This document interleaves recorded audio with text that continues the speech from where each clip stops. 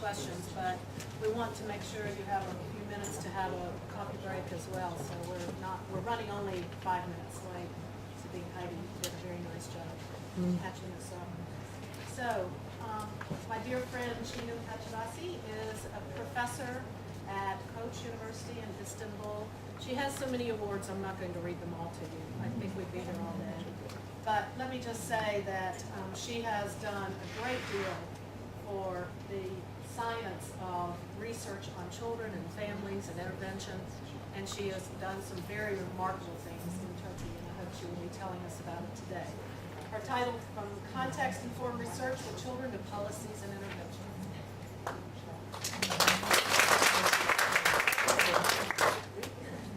Thank you very much, Debbie.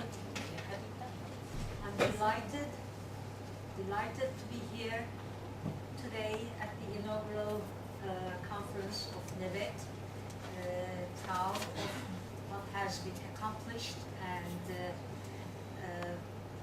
hopeful that I will see it develop more and be in touch and hopefully contribute to it even at some point.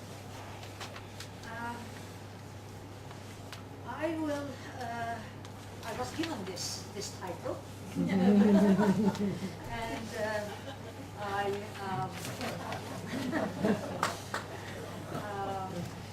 I gladly accepted it. No problems. But I thought I would need about 2 hours, which I don't have, and I won't take 2 hours of your time, so don't worry.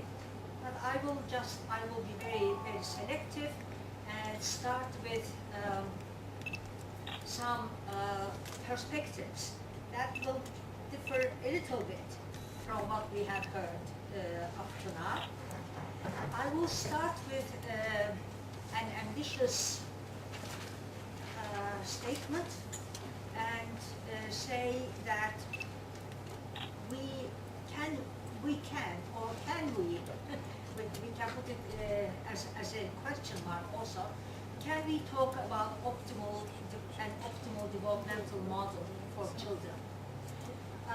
Talking about an optimal developmental model implies that we can set standards, criteria, yardsticks, benchmarks, norms, whatever you call them, for optimal development. Now, why should we worry about this? If we are interested in applications, if we are interested in improving children's lives, especially those in need, then we should have some kind of a model in mind to envision what improvement would mean, and or toward which to improve. I know this is highly debated, and I just wanted to put that across to start out with. These, whatever we call them, standards, criteria, can be used as reference points. For example, if we are involved in intervention research, let's say in nutrition, in health, in cognitive enrichment programs that we have been involved with, then we need to be able to judge whether there's healthy or optimal is, I know, very ambitious term, development or not, and such an approach would help contribute to efforts towards supporting human well-being. And applied perspective towards optimal development cannot focus on only the individual or the individual context.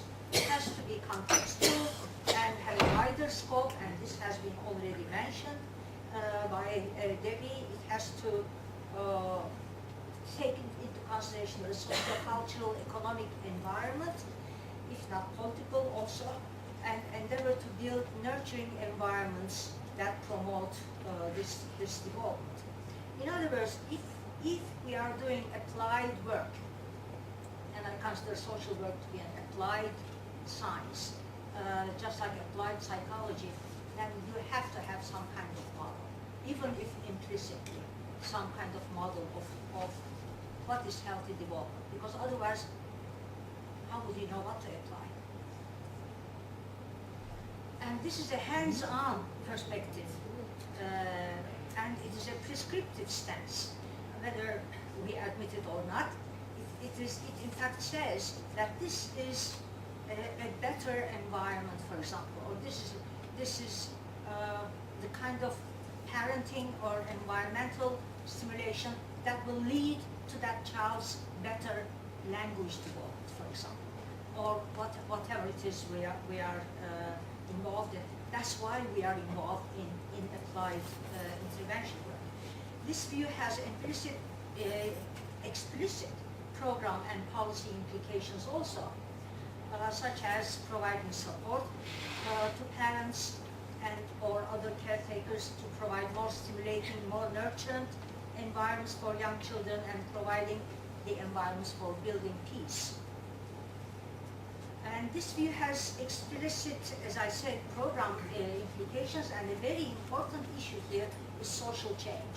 And that's our starting point. In the sense that there is social change in the world, whether we like it or not, and anthropologists especially are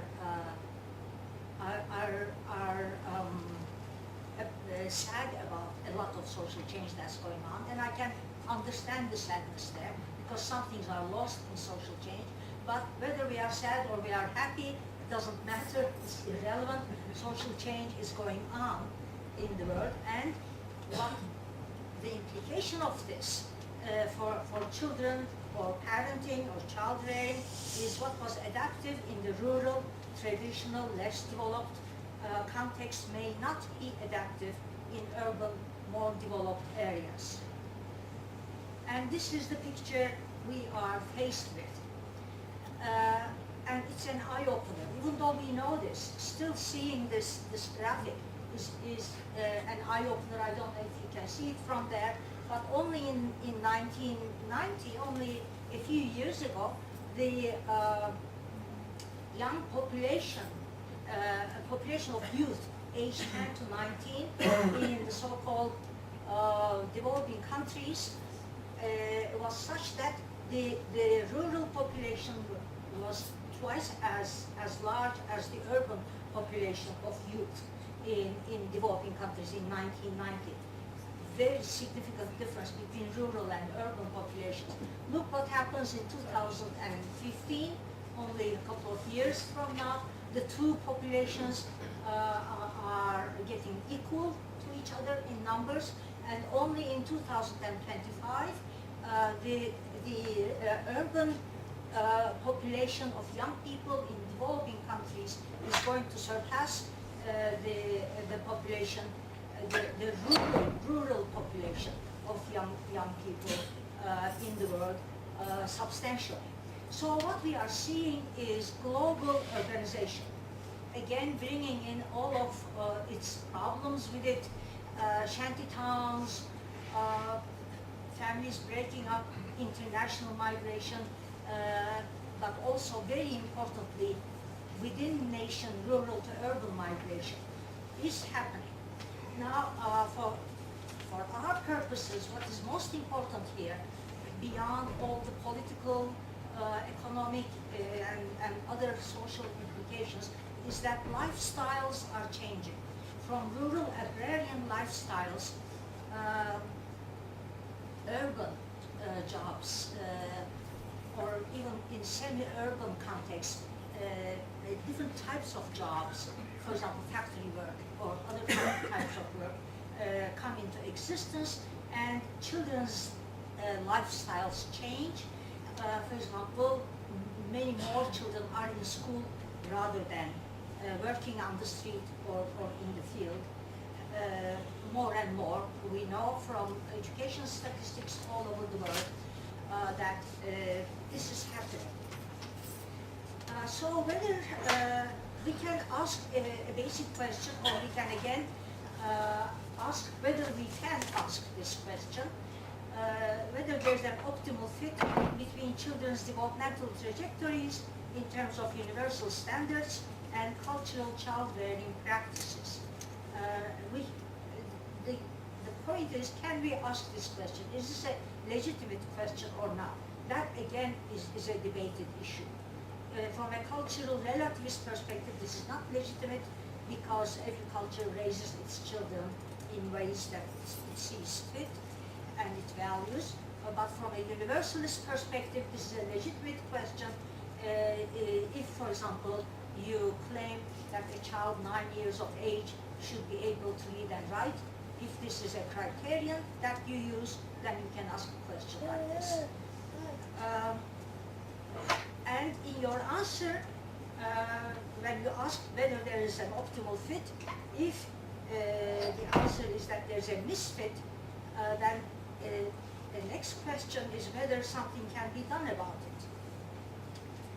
If the answer is no to the first question, and it is yes to the second question, then this is a call for hands-on intervention and for policy. In other words, if there are some misfits in what is required by changing lifestyles, by changing environments, and what the continuing cultural patterns involved in child rearing, if there are some misfits, if you think something can be done about it, then this is a call for hands-on intervention and policy. I want to talk about competence here as an example because this is where I think it counts more than in any other area.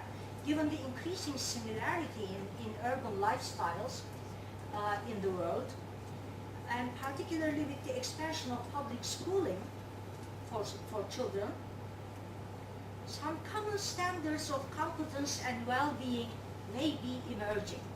Competence, particularly with regard to competence.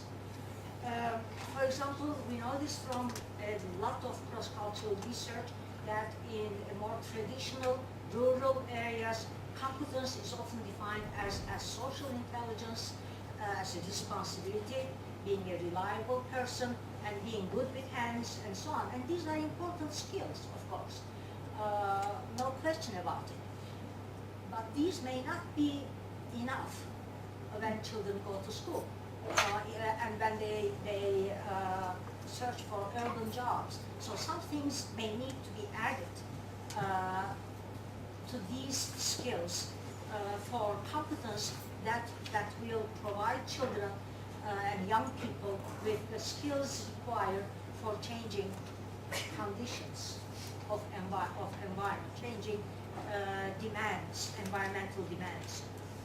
And the question then is, with regard to applications, can psychology and social science, and in particular social work, I should say here, contribute globally? Can we do something about social change that's going on in the world, which bring up new demands on young people? I'm especially thinking of adolescence and on, from middle childhood on, new demands that environments bring in.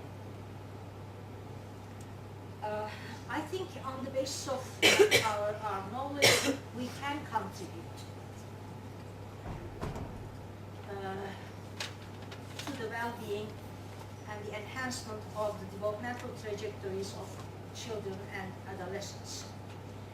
An applied psychology perspective on the development of competence. I also deal with self and self-other relations, but leaving that aside for the time being, basically competence would focus on disadvantage contexts. For example, in the peripheries of large urban centers in the developing countries. Let me just give you one example. When I was a high school student, the population of Istanbul was 1 million, big city at that time. Now it is 15 million, big city. It was always big, and it's 15 times the size that it was, and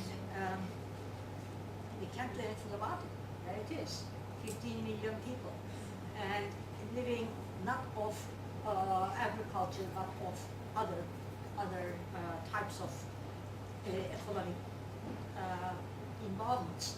So, and many in disadvantaged conditions, many children growing up in disadvantaged conditions. So focus on disadvantage, focus on social change, such as the urbanization I have been talking about, focus on immigration, both internal and international, and focusing on globalization that brings both benefits and also great problems, as we are all aware.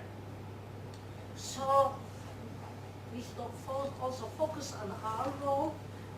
Yes, our first role as scientists is understand, explain, and hopefully predict. That's our business, yes. But I also see our business involving ascertaining problems and mismatches and hopefully helping promote well-being. Because I highly value applied science and applied social science.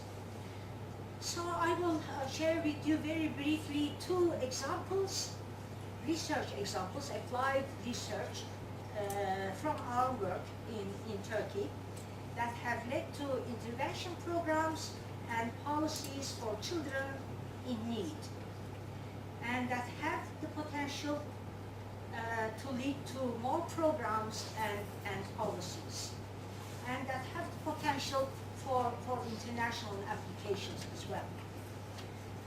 The first one dealt with early enrichment. This is called the Turkish Early Enrichment Project, TEEP, lovingly called TEEP. It is a 22-year longitudinal study, finished now, has been published, and has led to many developments, institutional developments, application developments, program developments, and policy developments. So I will just deal with it briefly. It had to do, the focus was enhancing young children's school readiness, and enhancing their ability to benefit from formal schooling in low-income areas in the periphery of Istanbul. Okay, so this is TEEP, and these are the publications if anybody is interested. That presented the findings of the long-term research. This is very briefly the model. It's a mediational model that was used. This is the low SES, low socioeconomic status, low education backgrounds of parents. And the outcome is child's cognitive development, school performance, socio-emotional development, and the mediating variable of particularly mother-child interaction. So this is a home-based kind of a model, and with an intervention program, which we call mother training. I should call it mother support. Actually, it's mother support.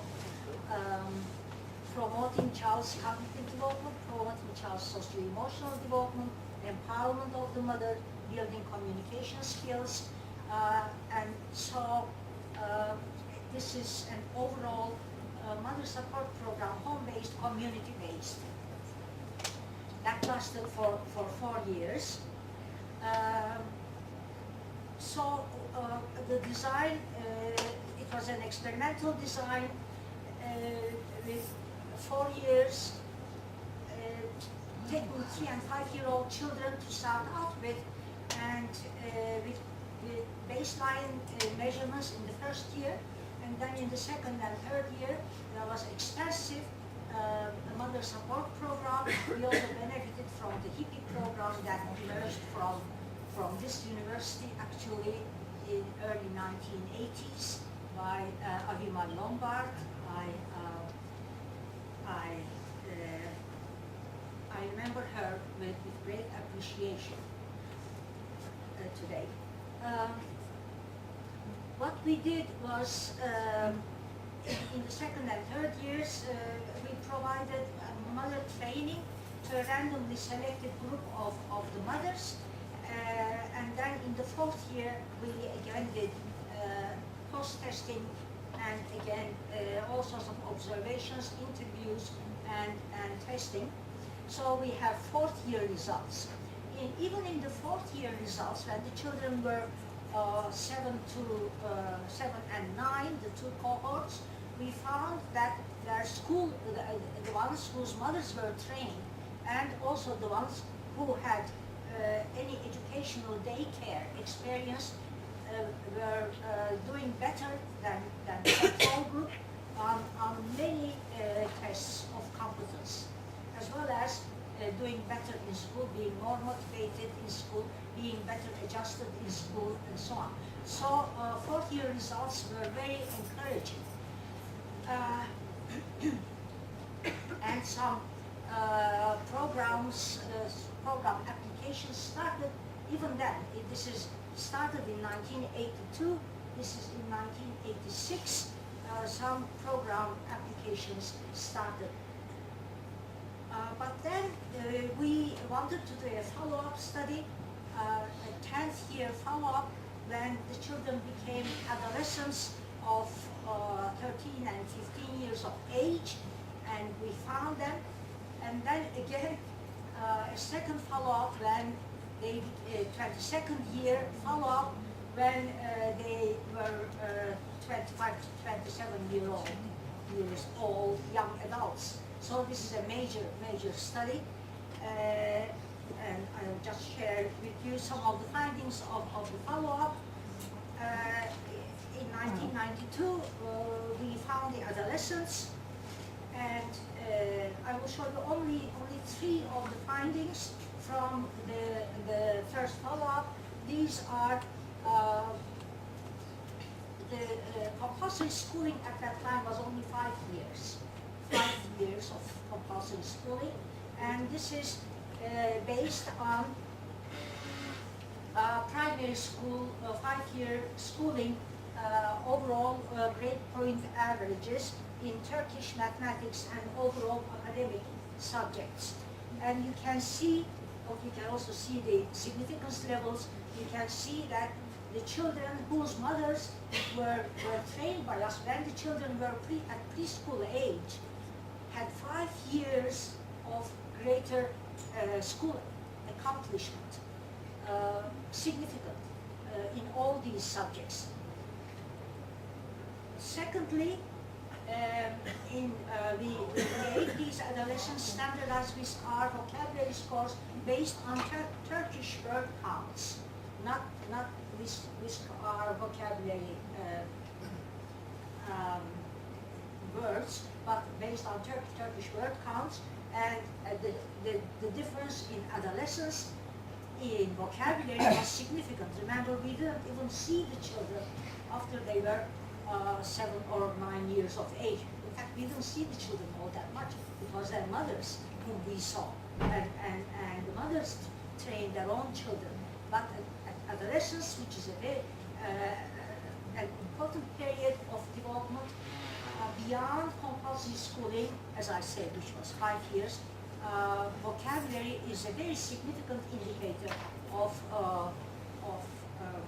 intellectual performance in general, and possibly even more important than the others is the simple question: is the adolescent still in school, school attendance? Because this is beyond compulsory education. It's only among these groups with low income, low education of the parents, only the more motivated and the more successful children continue their schooling. The others join the workforce as early as they can. Of course, unqualified work because of poverty. But what we see is that there's a significant difference. Those children who had 5 years of better school performance due to early enrichment were still in school, and schooling is #1 social mobilizer for populations living in poverty areas, as we know. So this is then these are the summary findings of the 10th year results: higher primary school achievement, higher grades in Turkish mathematics, as I said, and overall academic, higher vocabulary scores, higher school attainment, and we also measured autonomy.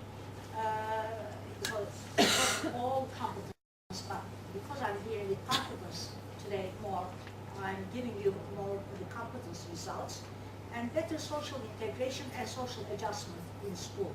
These were also better family relations in general, more positive retrospective memory of mothers from these adolescents. So that we thought was very important. Then second follow-up, as I said, young adults, a great challenge to find them because these people move a lot, more than middle-class people. They move around wherever they can find jobs. We did find that with some difficulty, but even in young adulthood, when we looked at their whole record of schooling, they had the experimental group had longer school attainment.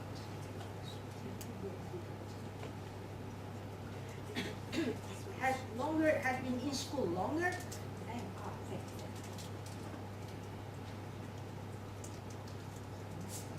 and accordingly had more of them had attended the university, higher vocabulary competence in adulthood. And this we measured with a Turkish test, vocabulary test, not the WISCAR this time. Higher vocabulary competence, higher age at the beginning of gainful employment, as I mentioned. They were more in school, so the age at starting gainful employment was later, and that is a good indicator of lifelong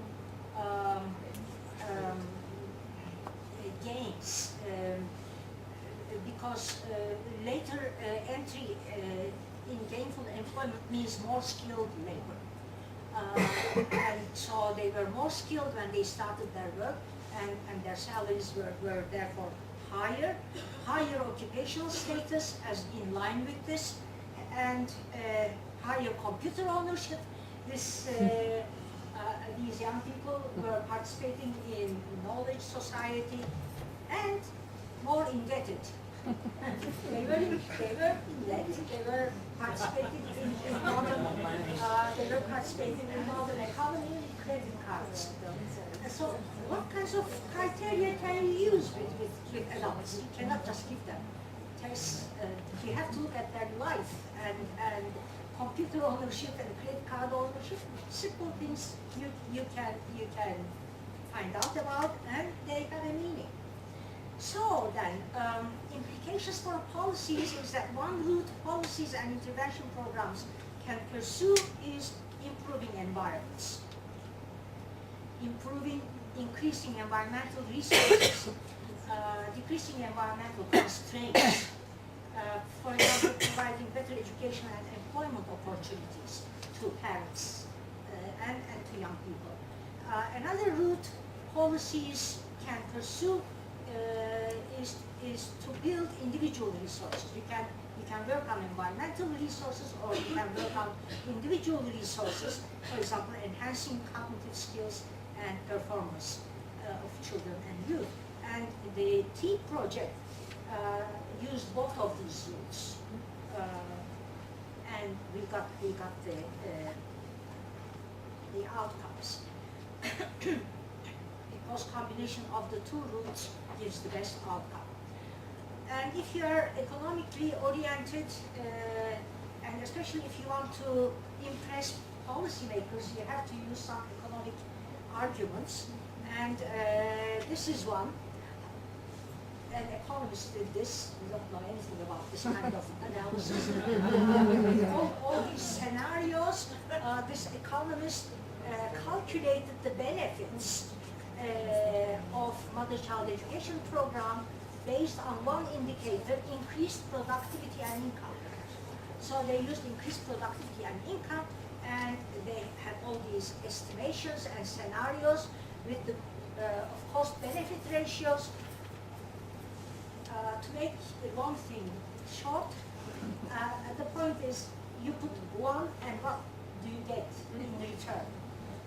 One, it goes from, the estimations go from 1 to 4.6 to 1 to 10 with regard to if you put in 1 unit of investment, you get 10 back in this type of a program. And at least you get 5 back. So it is economically viable also, and this impresses, as I said, the policymakers more than anything else. And so we established a foundation. Now this come to our interest today. Mother-Child Education Foundation we established in 1993, and extension of program implementations of this Mother-Child Education Program all over Turkey and abroad. But we also have developed diverse programs, many different types of programs. Women's support program without the cognitive aspect for the child, not including the child, just women's support. Father support program that is becoming more popular. Family programs, functional adult literacy program, preschool programs in the least developed areas of the country, especially summer preschools to prepare children for school, parent-teacher programs, rural programs, summer school for school readiness, as I said, and TV programs. Our programs have been adapted to television, and they have been aired on Turkish public television, as well as on some other channels. And policy changes, working with the Ministry of Education, we were able to persuade the ministry to accept the fact that there can be education before the first grade of primary school. There can be early childhood education, and that is important. And now it is a part of our educational system. So our mother-child education program, it's a parent education program, supports the mother with the goal of promoting the child's overall development, but also empowers the mother, involves a mediational model, has a contextual, functional, whole child approach, and is culturally sensitive. We were very keen on making it culturally sensitive. I can tell you some other time how we did that, because A little bit. a little bit. Yes. Okay, for example, we do not have home visits, which is a part of many programs in the United States. Not home visits, but rather women's group programs, women's group. Women in Turkey socialize with other women. This is sex-type society, sex-segregated society. They don't socialize with men or mixed couples, not so much, not the traditional. Women socialize with other women, men socialize with other men. Men socialize in the coffee house, women socialize in homes. So women's groups are very well known. They are culturally relevant and liked. And so we introduce these as women's groups. And each week, one of the women would make cookies or something into the group, and they would drink tea and so on. It was a women's group.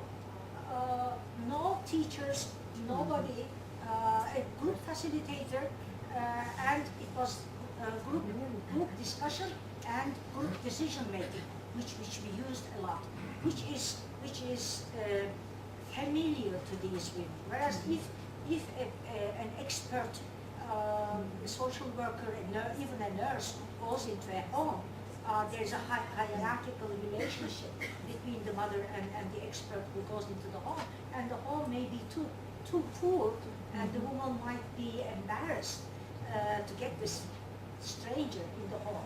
But so these were things of that kind. There are other examples that we used that made the program really attractive for the women. So we had almost no attrition rate, Only if they were very, very sick, they didn't come. Otherwise, there was full attendance, which of course increased the impact of the program. And now the program has extended, has been devised and devised again and again and again over these years. And it has another support program which now very much focuses on empowerment and prevention of family violence, which is a big issue, and reproductive health and family planning, and again continuing the cognitive program for children. And this program has now these targets. By the end of 2012, 700,000 women and children have been reached. And it is extensions in Europe are being held in Belgium, the Netherlands, Germany, France, and it has been translated into Arabic and is being used in Bahrain, Jordan, Lebanon, Saudi Arabia. And TV adaptations are being shown extensively also. And the last news is that it is also translated into Spanish and is being used in Mexico. So, and it may get translated into Portuguese.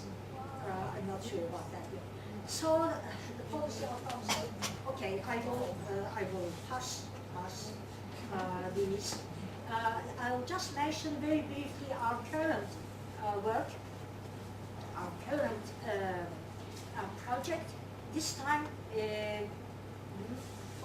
focusing on positive adolescent development with early adolescents or pre-adolescents, 11 to 13 years of age.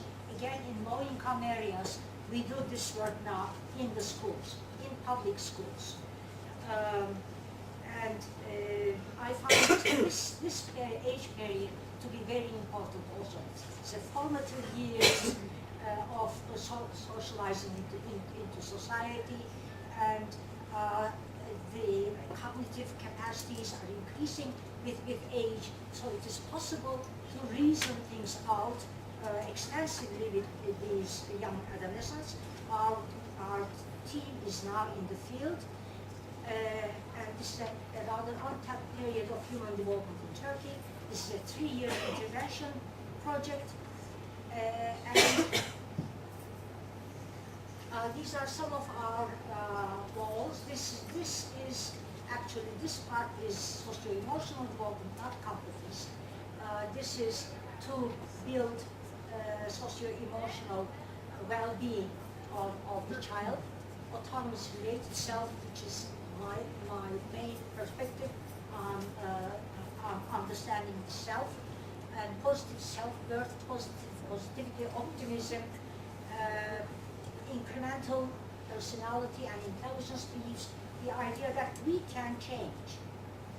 We can change, and that's the first slogan of the program, we can change.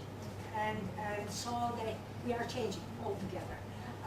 The adolescents and our students who are their facilitators, positive attributions, empathy, social competence, positive, especially positive intergroup attitudes, conflict resolution, orientations, and emotion regulation.